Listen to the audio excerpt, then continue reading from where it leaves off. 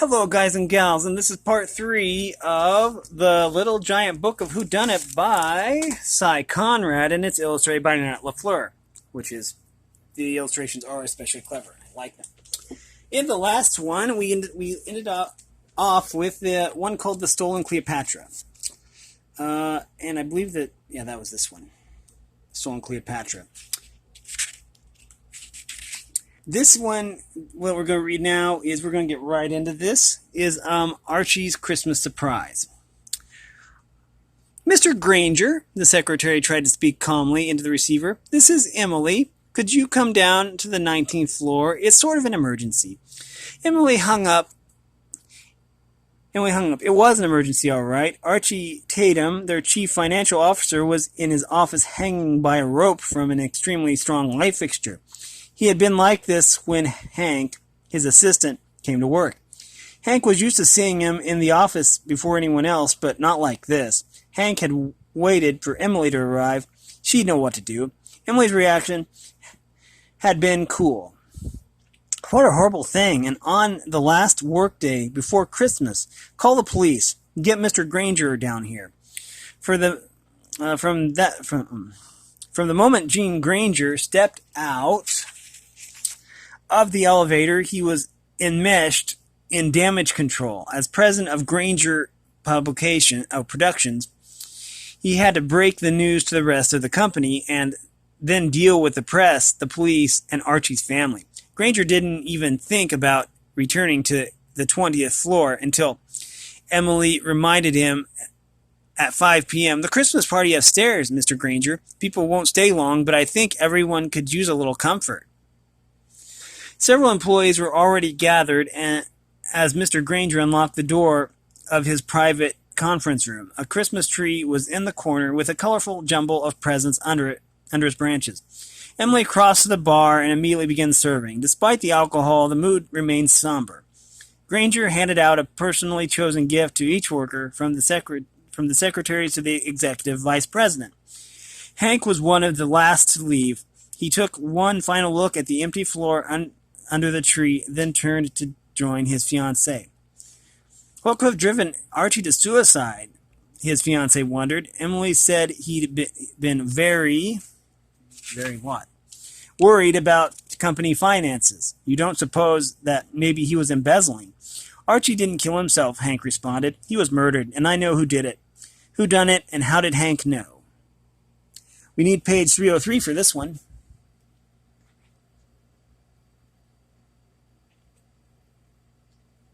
Okay, got it.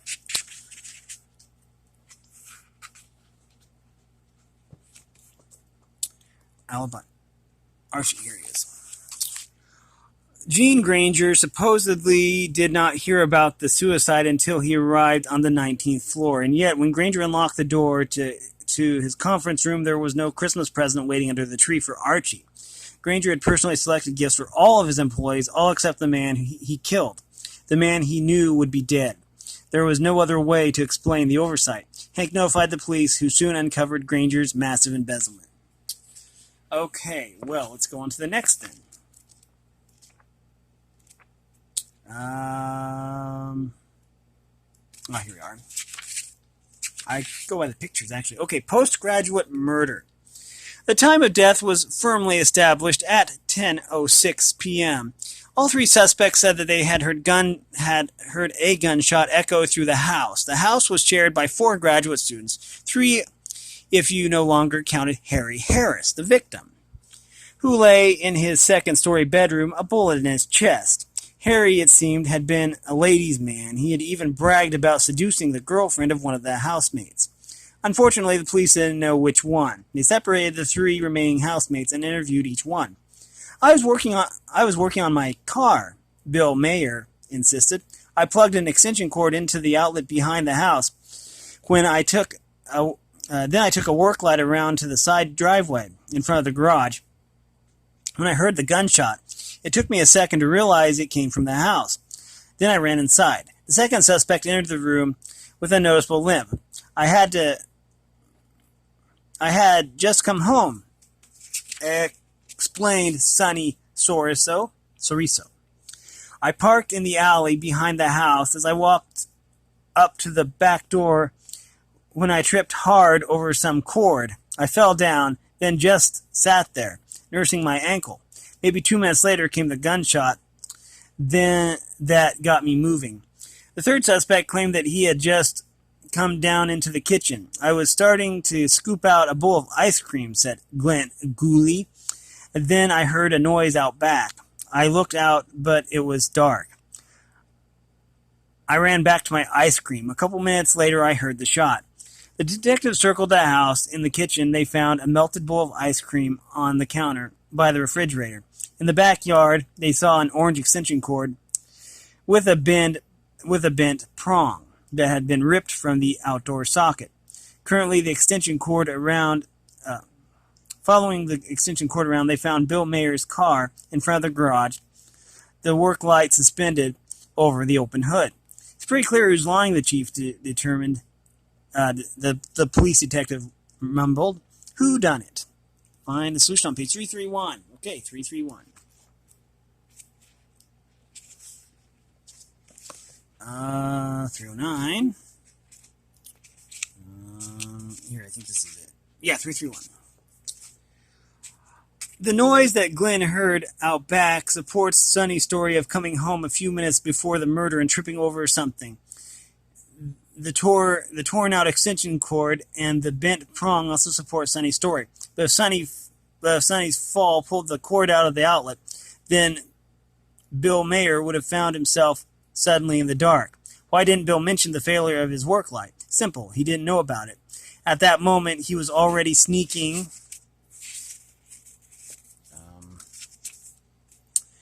upstairs, intent on shooting Harry Harris, the friend who had seduced his girlfriend. Okay.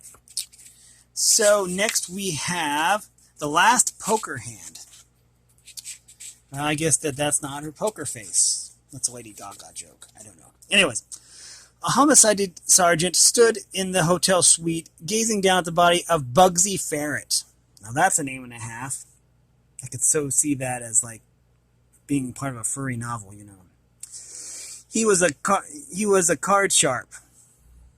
I think they mean card shark. He was a card sharp, the sergeant told the hotel manager. Bugsy preyed on tourists. He lured them to a hotel, start a friendly poker game, and take them to the cleaners. I guess someone came back this time and took Bugsy. Bugsy lay sprawled amid a carpet of scattered playing cards and bottles of bluish gin. He'd been stabbed in the chest. Looks like he didn't die right away, said the sergeant as he pointed to the 5 cards held in the victim's stiff grip. All diamonds. Maybe he was trying to tell us something. We got our suspects, came a voice from the bedroom. The sergeant's partner emerged holding a handwritten list. Benny King, Jack Lawrence, Joe Blush, Alan Spade. He listed their hotels, too. Let's check them out. Okay. The Reverend Benny King denied knowing Bugsy and vehemently denied ever playing poker. My parishioners know I would never risk their money or mine in such a sinful pursuit. I don't know how my name got on the list. Jack Lawrence told a different story. Sure, King was there, and Al Spade and Joe Flush. The four of us first met yesterday at the hotel bar. We got to talking about cards, and then this ferret character talked us into a game. Hey, you live and learn. Alan Spade told a tad more sanguine. Alan Spade was a tad more sanguine. He was a stinking cheat, and he deserved to die. I was livid, but we all paid up, and we left the rat in one piece. Someone must have come back, but it wasn't me. Joseph Blush, an English professor, seemed an unlikely gambler. At first, we all won our shares, but as the evening progressed, we lost more. I don't suppose you can give me my money back. The police assured him that no money had been found in Bugsy Ferret's suite. We should bring one of them in for questioning, the sergeant said after the final interview. Which card player did he suspect? Okay, 323. 323. There we go. The poker hand over here. The last poker hand. Had Bugsy, with his dying efforts, been trying to identify his attacker? If his killer had been the Reverend King, he would have picked the king from the scattered cards. Holding a jack would have fingered Jack Lawrence. Any spade would have identified Alan Spade, and all the dying man had to do to identify Joseph Blush was to grab an empty bottle of Blush gin. Instead of any of those clues, however, the victim was holding 5 diamonds, otherwise known as a flush. When Jack Lawrence mentioned the other players, he got one name wrong. Instantly, the sergeant knew the truth. Jack had killed Bugsy and placed the cards in his hand, hoping to frame the man he had mistakenly known as Joe Flush. Okay, and that's that.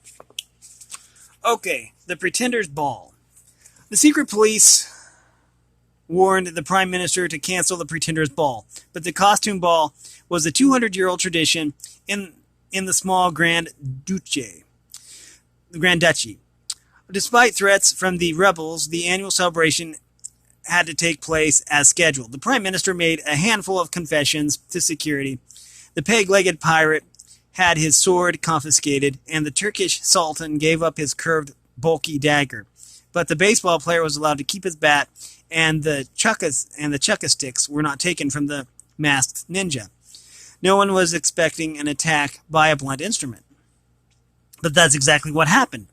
On one of the palace's 24 balconies, the 80-year-old Grand Duke was cornered by an assassin and bludgeoned to death.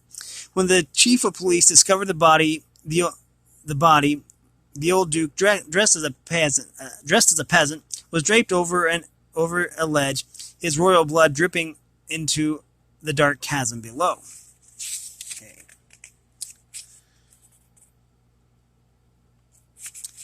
Quick, the chief said to the nearest costumed reveler. Close the doors. Alert the guards.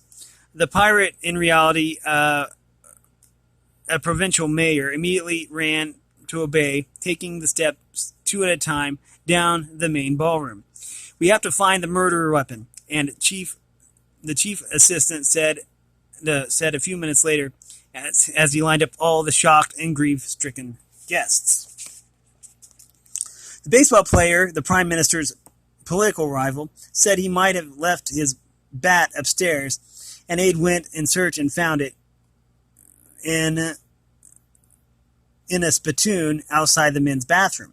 The masked ninja, they were surprised to discover, was the Prime Minister's own niece, one of the duchy's only feminists. Her chukka sticks, which had originally been on her belt, were now in a deep side pocket of her black robes. They got in the way when I danced, she explained.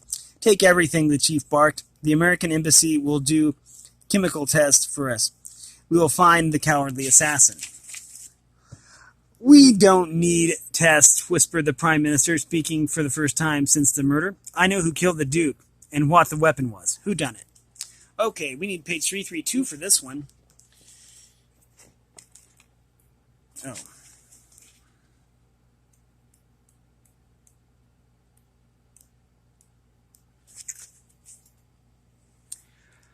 When the pirate arrived, he was wearing a fake peg leg, with his real leg tucked up just under his pantaloons. Shortly after the murder, however, he was standing on 2 good legs, as evidenced by his ability to run and take the steps 2 at a time. The Prime Minister noticed the change and was clever enough to piece together. The provincial mayor, a rebel sympathizer, had used the wooden leg to bludgeon the old Duke to death. He then threw the crucial piece of evidence over the balcony into the chasm. Okay. Good neighbor policy. I was trying to be a good neighbor, Jake Spado told the sergeant. I was watching TV at about midnight when Seamus started barking next door. The Whitakers were away, so out I went in the driving rain. I made a circuit of the Whitakers' house. Everything seemed safe and secure, so I went back home. Jake bristled. And here's the thanks I get, being suspected of burglary? The other neighbor told a slightly different story. Millie Overlock had been awakened by the barking. I finally got up and looked out. By the light of the street lamp, I could see Jake disappear around the side of the Whitaker's house. A few minutes later, he came around the other side, then went back towards his own his own house. Since I was up, I made myself a cup of tea. The rain was just stopping as I got back into bed. Millie... Oh, that cat is cute. Millie leaned over to the sergeant. It had to be Jake. Seamus barks whenever anyone comes near, even the Whitakers. I would have heard it. I would have heard if Seamus had started up again. The sergeant went from Millie's to the crime scene. As expected, the Rottweiler was let out a chorus of barks. Jimmy, the Whitaker's nephew, quieted Seamus, then invited the officers in to inspect the damage in the rear living area. When I came by this morning to walk Seamus, I found it like this. He pointed to an open window and a broken pane of glass just above the window latch. Seamus has a killer bark, but he wouldn't hurt a fly. The thief obviously knew this. He also knew about the diamond earrings my aunt just bought. They were in the Chinese box on the mantel. The sergeant knelt down under the open window. The fluffy carpet was marred only by broken shards of glass and a series of muddy footprints leading to and from the mantel. Those shoe prints could be a clue, Jimmy suggested. I have all the clues I need, the sergeant replied confidently. What had the sergeant deduced? Okay, solution is on page 317. Nope. Okay, it says here. Good neighbor policy, here it is. Jake had made his tour of the property in the driving rain, and yet the carpet under the open window was dry except for the muddy footprints. This meant that the window hadn't been broken until later, after Millie had gone back to bed. It also meant that the burglar was already in the house. Otherwise, Seamus would have started barking again. Jimmy eventually confessed he had used the keys to get inside. When Seamus started barking, Jimmy hid, waiting until Jake left and the lights went out in Millie's house. Then he stole the earrings and set up the scene to implicate Jake. Okay. Next we have Killer Camp Food. Killer Camp Food. The Taffel nephews had finally persuaded their sedentary Uncle Gil to go camping with them. I love food and I hate discomfort, the heavyset man protested as he wedged his huge frame into the four-wheel drive. This will be the death of me. On the first evening, it poured. The nephews all pitched in, building a fire and setting up a rain cover for food preparation. The ensuing meal was haphazard with each camper fixing a plate for himself, then scurrying back to his own tent and eating alone. As they finished their meal, the rain stopped. Ed, the eldest, was the first one out of the tent. I hope Uncle Gil got enough to eat, he said as he surveyed the empty pots. His youngest brother joined him under the dripping tarp. You can bet on it, Richie said, flashing his usual dazzling white smile. I saw... Oh, wow, that is a big smile. I saw him going back for thirds. The middle brother, Pete, was the last one out. They washed the pots in the river, then on their way back, stopped by Uncle Gil's tent. He lay collapsed among his empty plates, dead. A heart attack, Pete deduced. I mean, it couldn't have been the food. We all ate the same things. Not quite, Richie. Not quite, Richie was eyeing the dead man's glass. Maybe it was the wine. I don't drink white wine, and Ed doesn't drink at all. I had some wine, Pete said, so it couldn't have been tainted. What about the freeze-dried shrimp soup? Richie and I are both allergic to shellfish. I had a big bowl, and it was fine, Ed volunteered. What about the blueberry cobbler, Pete? Pete never eats dessert, and by the time I got back to sample it, it was gone. Maybe Uncle Gil ate it all. No, Richie said, I had a huge portion between the two of us. Uncle and I finished it off. Based on their discussion, the brothers dismissed the idea of food poisoning, but 2 days later, an autopsy, potassium cyanide was found in the old millionaire's system. One of the nephews was obviously lying. Which one? So now we need page 322. And I don't know this one either. Oh, here we are. Richie, the youngest Taffel brother, claimed to have eaten a huge portion of blueberry cobbler, and yet minutes later, without having had a chance to brush his teeth, Richie had flashed a dazzling white smile. If he'd really eaten cooked blueberries, his teeth would have been stained. As they prepared dinner that evening, Richie poisoned the cobbler, knowing that his uncle would be the first at the dessert pot. After observing his uncle take his usual large portion, Richie dished out the rest for himself, then disposed of it in the woods. Some poor animal probably ate it and died.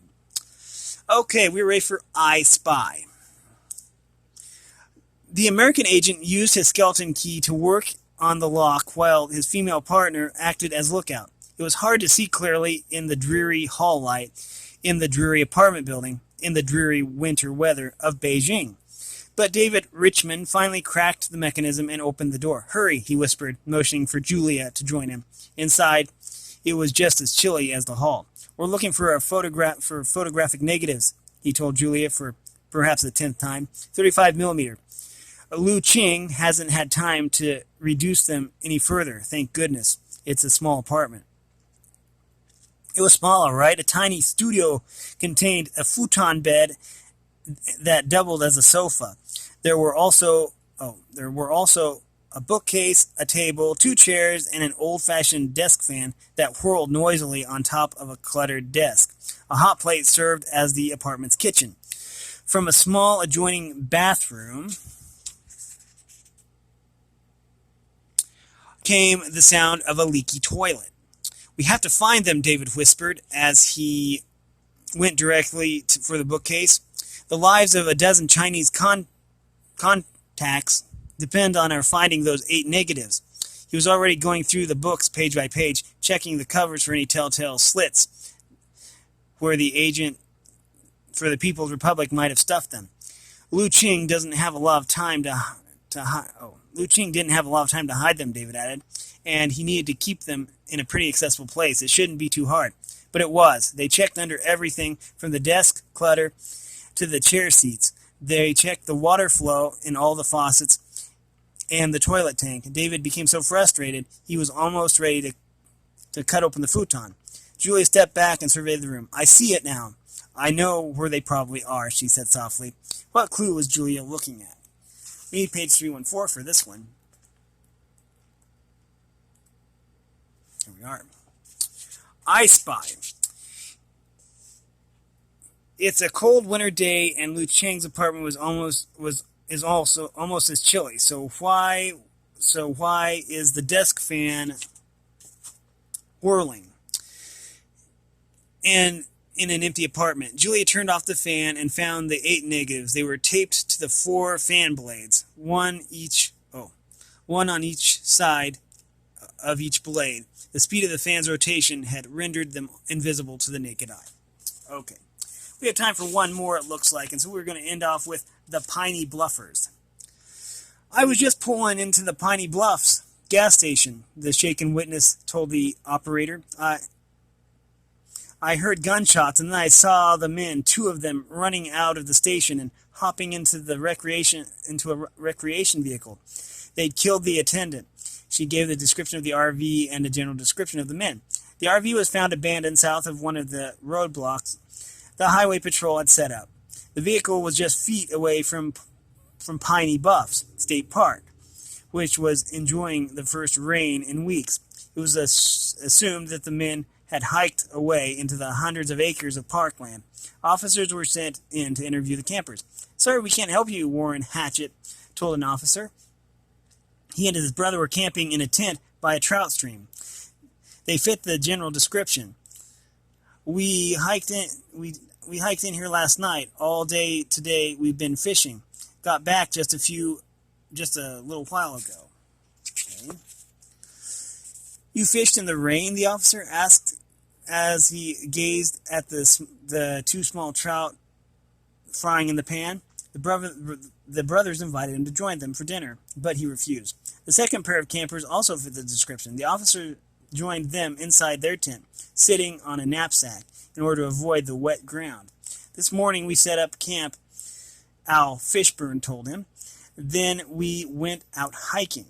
When it started raining, we found a cave and holed up there for a few hours. We didn't see anyone, not until you came along. A final pair of campers were discovered in an RV in a section of the park off limits to vehicles. I know we shouldn't be here, George Tingle said, but we're not hurting anyone. A friend in Chicago lent me this RV. That's why the registration's not in my name. If you want to call Chicago and check, I don't need to call anyone, the officer replied. I already know who's lying, who done it, and how did the officer know. We'll need page 330 for this one. Although two of the stories may sound suspicious, they are really perfectly plausible. Al Fishburne's story, however, contained a definite falsehood. Al said that he and his partner had set up their tent in the morning, and yet the ground inside the tent was wet, indicating that they had set it up either during the rainstorm or after. The officer detained them for further questioning. And with that, we will be ending our reading of this book. This has been part 3, I believe, of this particular series of The Little Giant Book of Whodunit by Conrad. And so, anyways, if you like this content, make sure you like and subscribe and ring the bell so you know when I upload. And if you want to support me in any way at all that information is in the description below. And as always, thanks for watching, everyone, and have a great day.